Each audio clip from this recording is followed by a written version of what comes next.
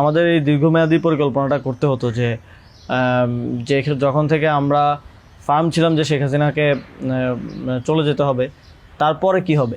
আমরা তো আর শেখ হাসিনা চলে যাওয়ার পরে দেশটাকে ছেড়ে দিতে পারি না।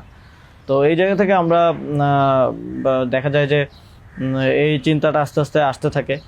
কিন্তু ওই সময়টাতে আসলে এটা বিশ্বাস করাও কঠিন ছিল যে 5 তারিখের মধ্যেই হয়তো হয়ে যাবে। আমাদের তো এমনকি সশস্ত্র বা অভ্যুত্থানের প্রস্তুতিও ছিল। 5 তারিখ যদি আমরা সফল না হতাম, হয়তো আমরা অস্ত্র তুলে নেওয়ার ঘোষণা দিতাম। এবং নাহিদ ভাই ভিডিও বার তো রেডি রেখেছিল, আমিও কি ঘোষণা দিব সেটাও রেডি ছিল। তবে এর আগে আমরা এটা অনুভব করি যে পরবর্তীতে আমরা আসলে দেশটার আসলে কি হবে শেখ হাসিনা চলে যাওয়ার পরে। সেই জায়গা থেকে মানে এটা কোনো কালেকটিভ ডিসিশন এরকম ছিল না, এমন না যে আমরা মিটিং করে ডিসিশন নিয়েছি যে ডক্টর ইউনূসকে প্রধান উপদেষ্টা বানানো হবে বা এরকম কিছু। তখন আমার মূলত যোগাযোগ হয় ইয়ের সাথে, যে যোগাযোগ হচ্ছিল আমেরিকান এম্বাসির কয়েকজনের সাথে।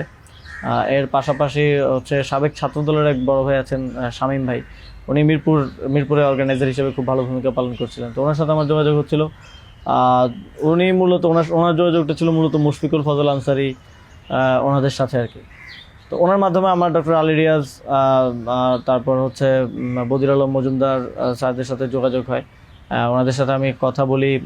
1 তারিখ যখন আমরা আমাদেরকে ডিবি থেকে ছেড়ে দেওয়া হয়, সেদিন প্রাথমিক কথা হয়, কিন্তু 2 তারিখ মূলত আসল কথাবার্তা শুরু হয়। ওনাদের সাথে কথা বলে এবং ওনাদেরকে তখন আমি জিজ্ঞেস করছিলাম যে ডক্টর মোহাম্মদ ইউনূস কি আসবেন কিনা যদি আমরা আহ্বান করি। তো সবার একটা কমন কথা ছিল উনি আসবেন না, কারণ ওনাকে এর আগেও তো অনেকবার চেষ্টা হয়েছে আহ্বান করার। ওই 24-এর নির্বাচনের আগেও একটা আলোচনা ছিল এবং এর আগেও 19 সালের দিকে একটা আলোচনা ছিল।